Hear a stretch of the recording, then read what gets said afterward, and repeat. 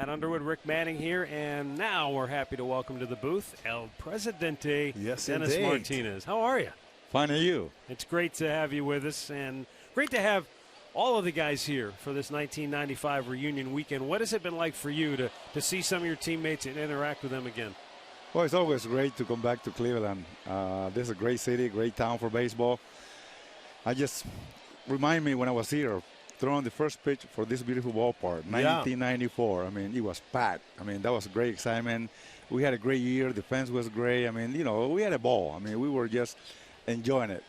You couldn't have timed your stay in Cleveland any better than 94, and then you get to 95 and had all those special days here. That is just foul. Whew. Oh. This kid hit one last night off the clock. That's the one that hit the home run to left field. He's got some power. But, yeah, the first game here matched up against Randy Johnson. Yes. In that game, that had to be fun.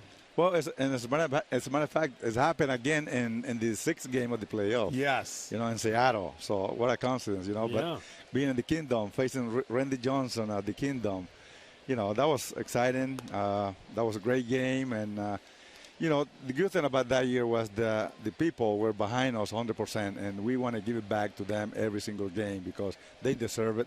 They're rooting for us every single game, every time. And, you know, that's all you expect them. You know, they just made the fans happy. So that was a great year. By the time you came to Cleveland, you had already played on some really good teams. Your time in Baltimore, I think of the 79 team, I think they won 100 games. You won the World Series 83. when you were in Baltimore in 83. What was that special about the Cleveland club that you played with compared to some of the other great teams you were part of? Well, this team, what happened was that we all just mingling real well. We were just having a great time. We come to the game. We're joking around. We're playing around. We were loosey-goosey guys. We had a lot of Latin players around there. We kind of noisy guys. We just tried to have everybody loose. We were just coming to the game, and we don't have nothing really serious before the game. But as soon we crossed the line, that was game face now. You know, and that's something that you don't see it anymore. But you know, that was the way we was brought up. You know, and. But that year, that team, it was something special. That doesn't matter how many runs the opposite team score, we knew we can come back. And we prove it every single game. Somebody always, every night, a different hero. So if it wasn't a starting pitcher, it was a middle reliever or the stopper. Or if it was not the bottom of the lineup, it was the top of the lineup. But it's always, every night, it was a different hero. Yeah, well, you had a great mix of veterans, and you were brought in to be one. Oral Hershiser was, Eddie Murray was, you know, and mixed with the young kids that they had with the Manny Ramirez, the Jim Thome. So it was a great mix of people. He was. I mean, I remember when John Hart came in and talked to us, Eddie and myself. He said that, hey, we need you guys with the experience that you have. We need a quality starting pitcher that can give us 6 or 7 plus innings. We're going to score some run. And then he said to it, hey, we need some veteran hitter that you know what to hit in the clutch and to produce some run for us. A veteran guy that can guide this young hitter. So, I mean, it was the mix that they need in that time. They need some veteran players that they can come and help them out a little bit, go through the good and bad times. So I was lucky that I was part of that, you know, in that process. You said that some of the guys were loud, noisy, I think is the term you used. I remember Carlos Baerga with the drumsticks on the plane, on the overhead compartment. Was it as crazy a team, personalities-wise, that you were part of? Believe it or not, it was. I mean, all type different personality in that in that clubhouse.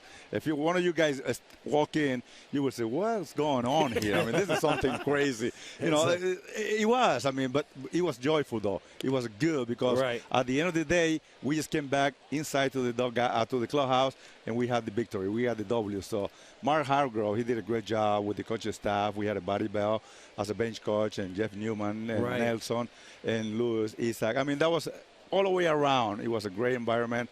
John Hart made a great. You guys were around too. I mean, you know, I mean, you guys remember this. I mean, it was so excited that you want to just come to the ballpark and know it. Every time we went to the road trip, we say, "Here we come, boys. Here's the tribe. Watch out." So that's how it was. We were cocky. Yeah, as Charlie Manuel. Here comes the tribe mobile. And I remember they have 2 buses. The first bus is for the manager and the coaches and the media and whoever.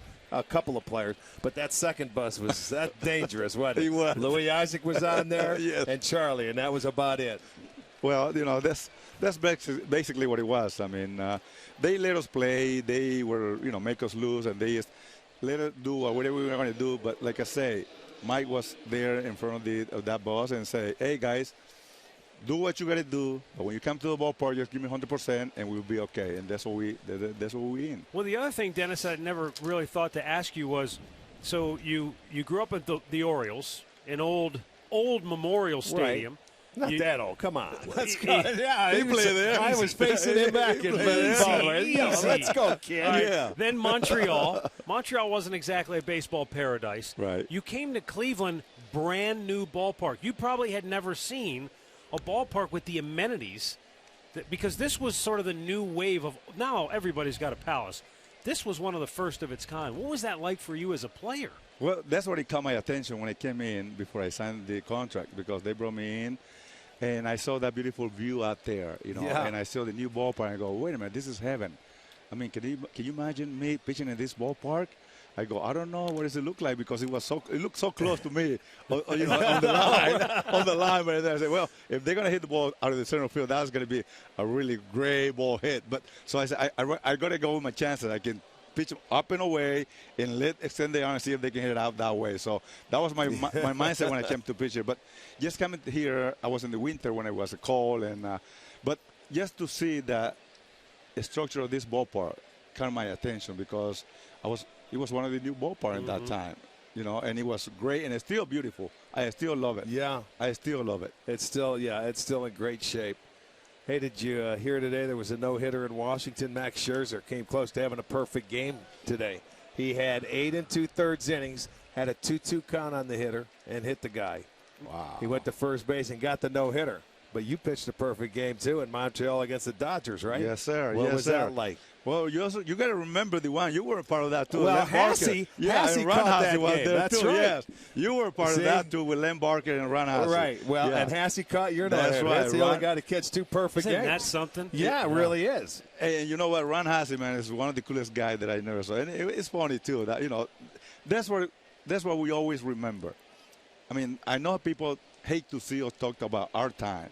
But but that's reality. Our time, we had fun. Right. We were gamers. We were players. We stay in the clubhouse after the game. We mingling. We talk about the game. Now you don't see that. So, but yes, go back to the perfect game. I mean, it's unfortunately that I happened to chase it today, but those things happen. And when I went in that situation, I don't want to stay going in too much, because those guys can dive it in and get hit. So I try to stay away to make sure that they go for my pitch. Hey, we'll be